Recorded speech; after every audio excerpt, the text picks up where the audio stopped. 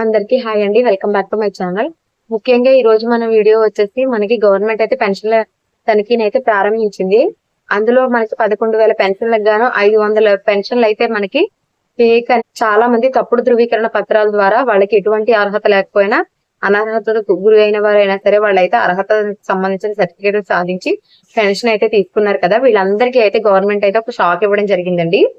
అది ఏంటి అంటే ముఖ్యంగా వచ్చేసి మనకి పెన్షన్ అందరూ కూడా అనర్హత ద్వారా మనకి డాక్టర్ సర్టిఫికెట్లు సదరన్ సర్టిఫికెట్లు డబ్బులు ఇచ్చి కొంచెం వాళ్ళకి ఉన్నదానికన్నా ఎక్కువ పర్సెంటేజ్ అయితే వేయించుకోవడం జరిగిందండి. సో ప్రతి 10,000 పెన్షన్లో 500 పెన్షన్లు అయితే ఫేక్ అనేది అయితే గవర్నమెంట్ అయితే గుర్తించడం జరిగింది.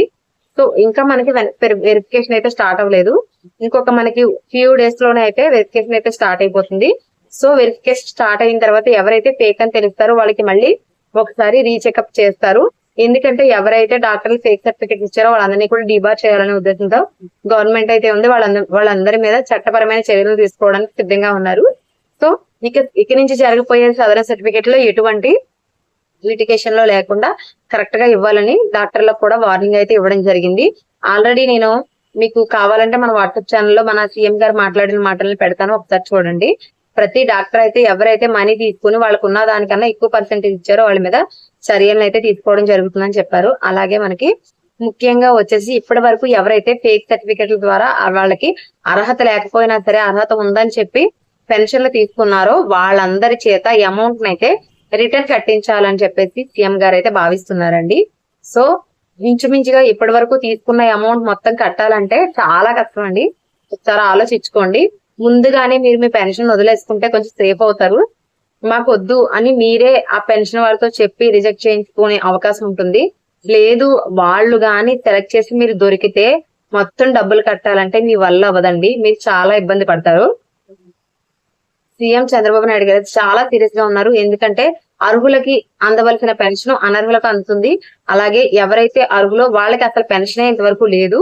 ఎవరైతే అనర్హులో వాళ్ళు మాత్రం డబ్బులు ఖర్చు పెట్టి దొంగ సర్టిఫికేట్ల ద్వారా పెన్షన్లు అయితే పుట్టించుకుంటున్నారు. అర్హులైన వారు పొందట్లేదు అని కంప్లైంట్స్ ఎక్కువగా వెళ్తున్నాయంటండి మనకి మండలాఫీసులకి.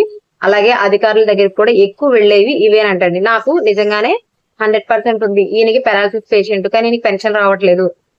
డాక్టర్ గారి దగ్గరికి వెళ్తే 83 ఉందన్నారు, 84 ఉందన్నారు, మాకు పెన్షన్ రావట్లా. అసలు మా పక్కింటి ఆయన శుభ్రంగా నడుస్తున్నారు, బానే ఉన్నారు, కానీ ఆయనకి పెన్షన్ వస్తుంది, 15,000 రూపాయలు పెన్షన్ వస్తుంది అని అయితే కంప్లైంట్స్ వస్తున్నాయని సీఎం గారే స్వయంగా చెప్పడం జరిగిందండి. ఒకసారి మీరైతే నేను క్లిప్ ఇక్కడ యాడ్ చేస్తాను, ఒకసారి చూడండి.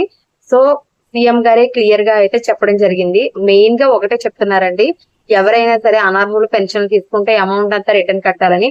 ఇప్పుడులో అయితే ఇప్పుడు జూన్ నుంచి చూసుకున్నా మనకి ఇంచుమించుగా 6 నెలలు గడిచిందండి. 4,000 రూపాయలు పెన్షన్ తీసుకునే వాళ్ళు అయినా సరే 6 నెలల పెన్షన్ 6 నాలుగు 24,000 కట్టాలి. అంతకు ముందు కూడా రికవరీ చేస్తే ఇంకా మరి అప్పులు చేసిన మనం అయితే తీర్చలేము. ముందుగా మీరే మేల్కొని మీ పెన్షన్ ని స్వతంత్రంగా వదిలేసుకుంటే మీరైతే కొంచెం సేఫ్ అవుతారనేది నా ఉద్దేశం అండి. సో ఎవరైనా ఒకవేళ అనర్హులు అయ్యుండి తీసుకునే ఫలం అయితే మీకు మీరుగా వదులుకోండి. లేదా నాకు అంత పర్సెంటేజ్ లేదు, నాకు 4,000 పెన్షన్ చాలు అనైనా మీకు మీరుగా వెళ్తే ఈ పెన్షన్ వెరిఫికేషన్ అప్పుడు మీకు ప్రాబ్లమ్స్ ఉండవు అనేది నా ఉద్దేశం. సో థ్యాంక్స్ ఫర్ వాచింగ్ అండి. బాయ్.